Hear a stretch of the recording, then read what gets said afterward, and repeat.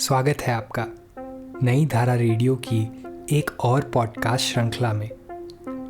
यह श्रृंखला नई धारा के संस्थापक श्री उदयराज सिंह जी के साहित्य को समर्पित है। उदयराज जी के इस जन्मशती वर्ष में हम उनकी अमूल्य साहित्यिक धरोहर आप तक लेकर आ रहे हैं इस पॉडकास्ट के माध्यम से। सुनना न भूलें आने वाले कुछ हफ्तों तक नई धारा रेडियो पर। आज की कहानी सुनिए उदयराज सिंह जी के संबंधी आनंद चौधरी जी की आवाज में। खून देने वाले मजनू।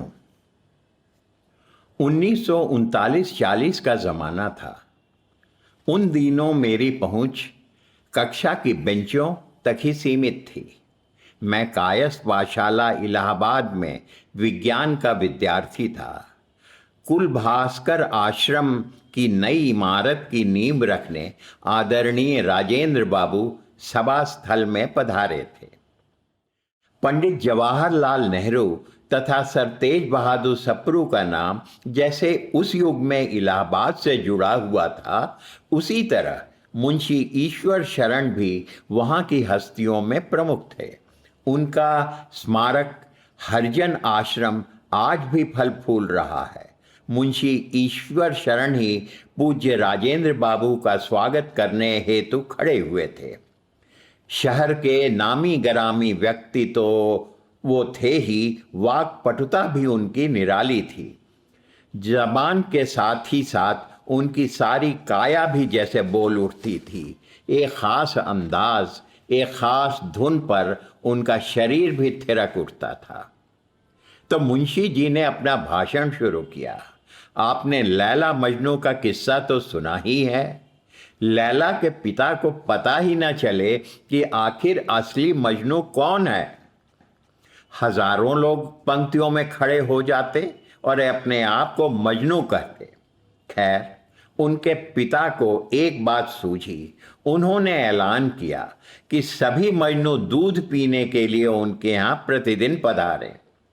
वह रोज हजारों हजार मजनुओं को दूध पिलाते रहे। सभी अपने को लैला का प्रेमी बताते। एक दिन उन्होंने ऐलान किया कि कल सिर्फ वे ही मजनू आवें जो अपना खून देंगे।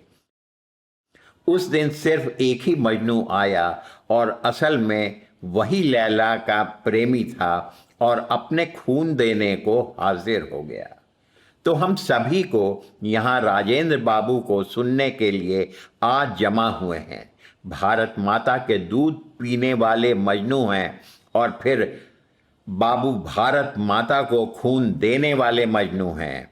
विशाल शामियाना तालियों से गड़गड़ा उठा क्योंकि राजेंद्र बाबू आए थे।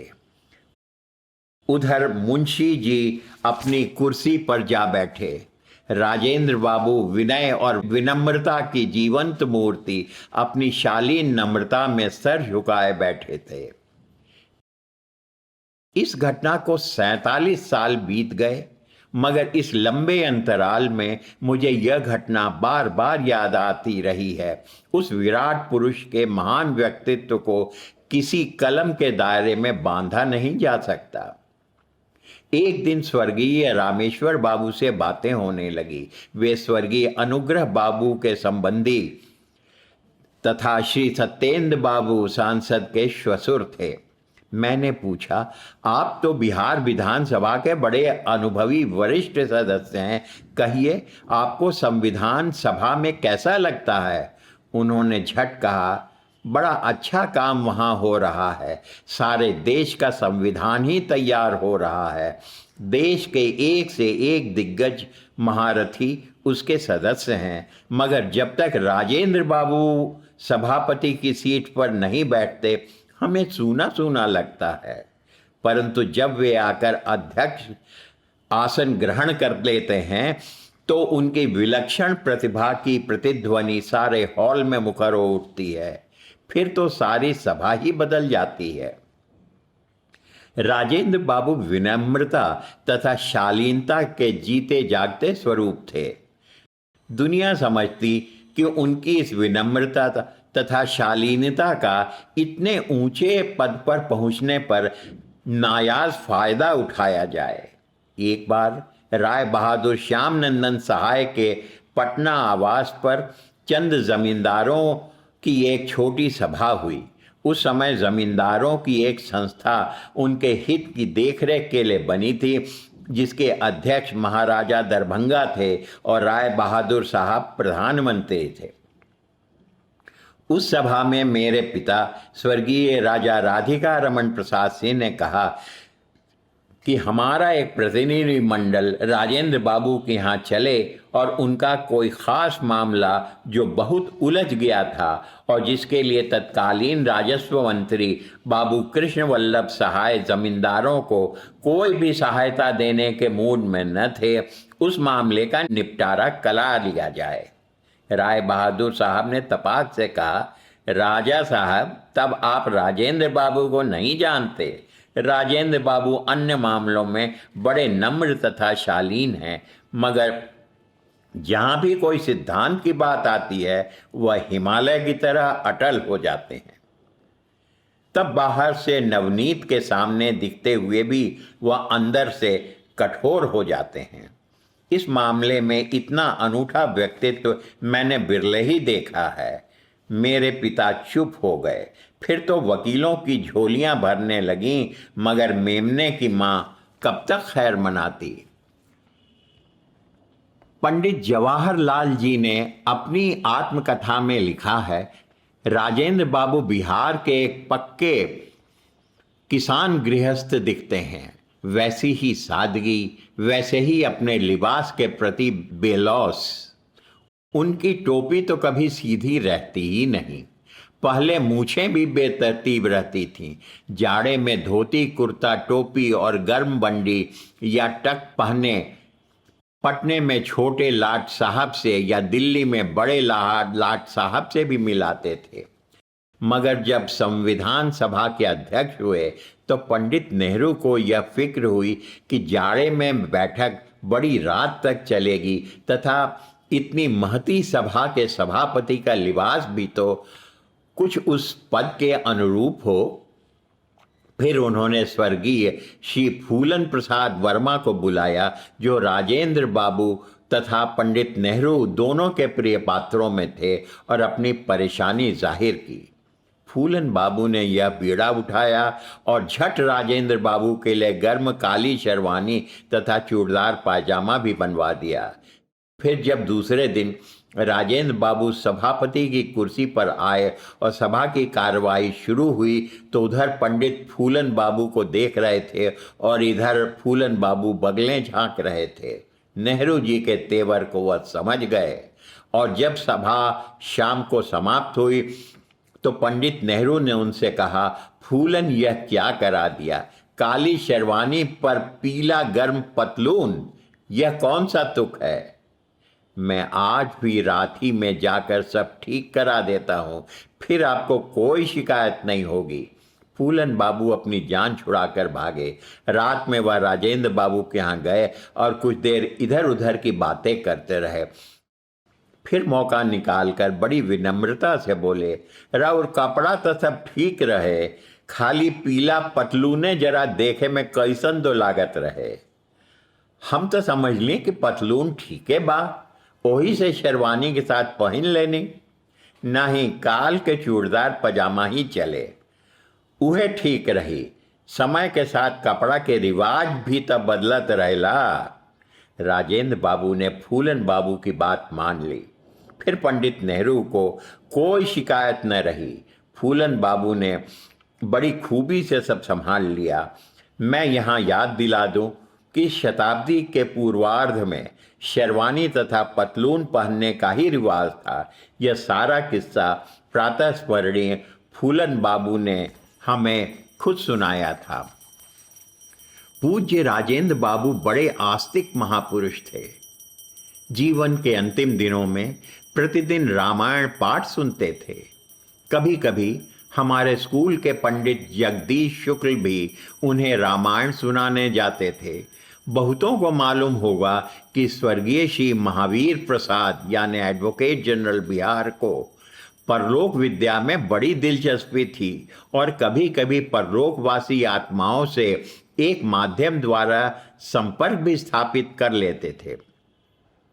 बहुतों को इसमें विश्वास न था, मगर जिस दिन वह गुरुदेव की आराधना करते उस दिन उनके पूजा के कमरे की बगल वाले हॉल में भक्तों की भीड़ जमा हो जाती और उनमें कभी कभी मैं भी बैठा जाता था। भक्तों में राज्य के बड़े बड़े मंत्री, प्रशासक, वकील, बैरिस्टर, प्रोफेसर तथा पटने के अनेकों गणमान्य व्यक्ति भी बैठे मिलते।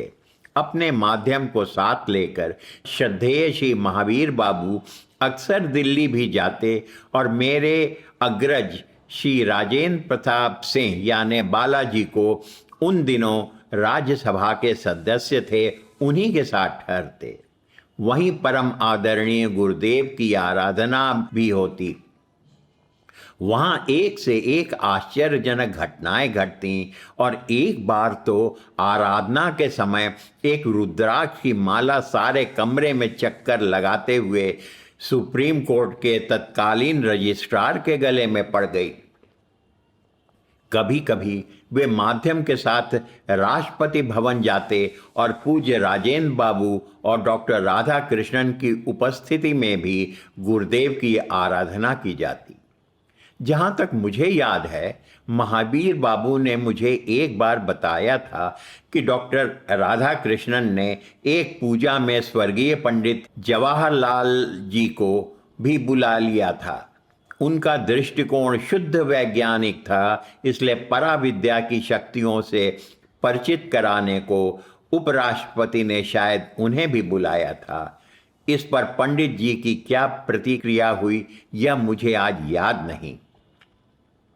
स्वर्गीय महावीर बाबू ने पूज्य राजेंद्र बाबू की अप्रतिम प्रतिमा का जिक्र करते हुए मुझे राजेंद्र बाबू का एक और बड़ा दिलचस्प किस्सा सुनाया था। महाराजा डुमराव तथा बाबू हरि जी यानी हारा वाले हरि जी, जो मेरे मामा लगते थे, उनके बीच वर्मा जी की जमींदारी लेकर भीषण संग्राम कचहरी में इस शताब्दी के दूसरे दशक में छिड़ गया था। विधि जगत में उसे प्रसिद्ध वर्मा केस के नाम से आज भी सभी जानते हैं। उस मुकदमे में शुरू से ही राजेंद्र बाबू किसी न किसी रूप में संबद्ध थे, क्योंकि उन दिनों वह बिहार तथा बंगाल के नामी गरामी वकीलों की कतार में आ गए थे।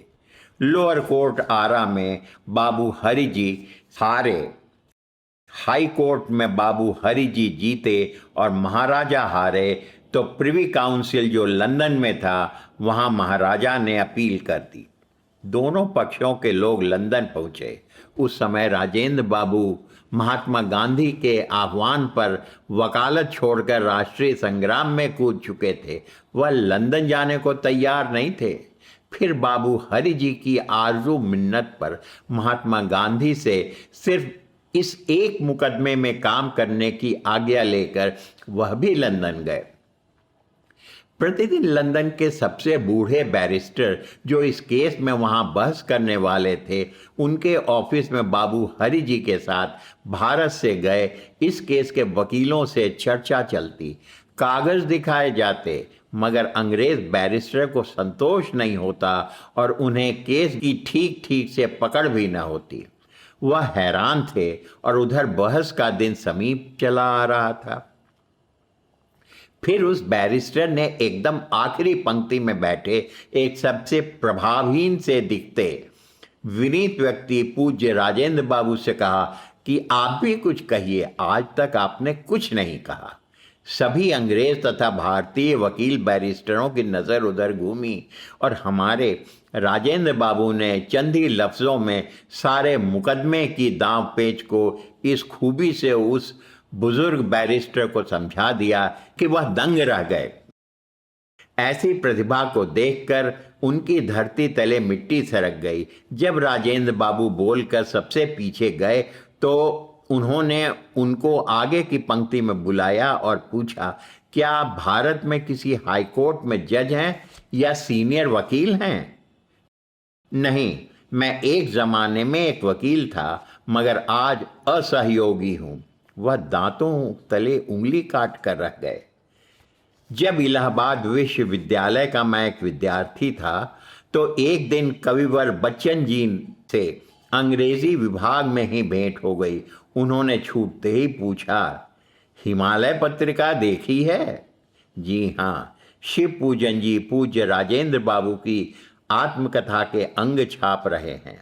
जी हाँ, एक खूबी देखी आपने, इतने छोटे छोटे शब्दों में इतनी बड़ी बातें लिख देना, या आज तक मैंने कभी नहीं देखा है।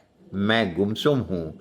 उस समय इस मृत्युंजयी की क्षमता को नापने की मुझ में क्षमता नहीं थी, शायद आज भी नहीं है।